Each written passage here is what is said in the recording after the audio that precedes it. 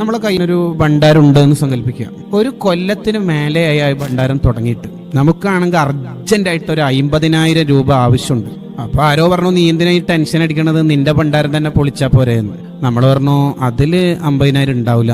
അയാൾ നമ്മൾ തമ്മിൽ ഒരു വാശിപ്പുറത്ത് ഭണ്ഡാരം പൊളിച്ചു നോക്കി. അയാൾ പറഞ്ഞു 50,000-ന് മേലൊക്കെ ഉണ്ടാവും, കാരണം നീ കുറേ തവണ അതിൽ ക്യാഷ് ഇട്ട കഥ നമ്മളോട് തന്നെ പറഞ്ഞിട്ടുണ്ടല്ലോ എന്ന് പറഞ്ഞ് ഒരു ചാലഞ്ച് എന്ന അർത്ഥത്തിൽ ഭണ്ഡാരം പൊളിച്ചു നോക്കുമ്പോൾ കിട്ടിയ ക്യാഷ് 1,30,000 രൂപ. നമുക്ക് ഭയങ്കര സന്തോഷമായിരിക്കും. എന്താണ് ശരിക്കും ഇപ്പൊ ഇവിടെ സന്തോഷിക്കാൻ വക ഉണ്ടായത്? ഭയങ്കരമായിട്ട് സന്തോഷിക്കാൻ മാത്രം ഇപ്പൊ എന്താ വക?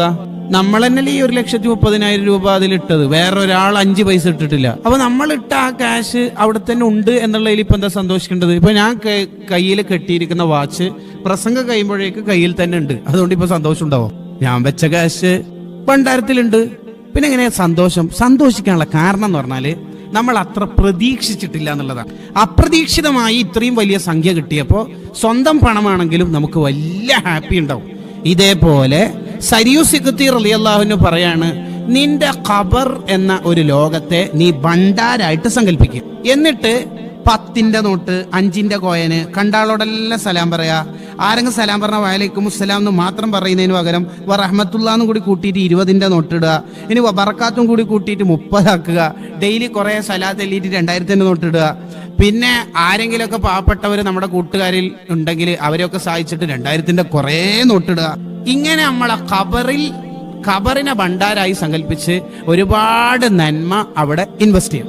എന്നിട്ട് അവസാനം ഖബർ എന്ന ഭണ്ഡാരം പൊളിക്കുന്ന ദിവസം, നമ്മൾ മരിക്കുന്ന ദിവസം കാണുമ്പോൾ തന്നെ ഭയങ്കര സന്തോഷം ഉണ്ടാകും. അപ്പോഴാണ് ഒരു വെളുത്ത മനുഷ്യൻ ഖബറിന്റെ ഉള്ളിൽ നിന്ന് പുറത്തേക്ക് വരും. അപ്പൊ മയ്യത്ത് ചോദിക്കും, എത്ര നിങ്ങളാരാ? അന അമലുക സ്വാലിഹ്, നീ ചെയ്ത നല്ല കർമ്മങ്ങളാണ് അഥവാ സൽക്രമങ്ങളാണ് ഞാൻ എന്ന് പറഞ്ഞിട്ട് പരിചയപ്പെടുത്തും. ഇങ്ങനെ നമുക്ക് ഖബറിനെ ഭണ്ഡാരായിട്ട് സങ്കല്പിച്ചിട്ട് ഖബർ പ്രകാശിപ്പിക്കാൻ പറ്റിയ 3 കർമ്മങ്ങളെ കുറിച്ചാണ് ഇന്നത്തെ എപ്പിസോഡിൽ പറയുന്നത്. എല്ലാവരും ജീവിതത്തിൽ ഇത് നിർബന്ധ ബുദ്ധിയ ശീലമാക്കണം. അള്ളാഹു തൗഫീഖ് ചെയ്യട്ടെ. 1, എല്ലാ ദിവസവും മഗ്രിബിന് ശേഷം, മഗ്രിബിന്റെ ഇശായിന്റെ ശേഷം ആവലാണ് നല്ലത്, ഉറങ്ങണതിന് മുമ്പ് ആയാലും മതി, സൂറത്തുൽ മുൽക്ക് പാരായണം ചെയ്യുക. അഥവാ നമുക്കൊക്കെ അറിയുന്ന പോലെ തബാറക സൂറത്ത് പാരായണം ചെയ്താല് ഖബർ പ്രകാശിക്കും. ഖബറിനെ നമുക്ക് സന്തോഷമുള്ള വീടായിട്ട് നമുക്ക് മാറ്റാൻ കഴിയും. സൂറത്തുൽ മുൽക്ക് നിത്യമായി പാരായണം ചെയ്യണം.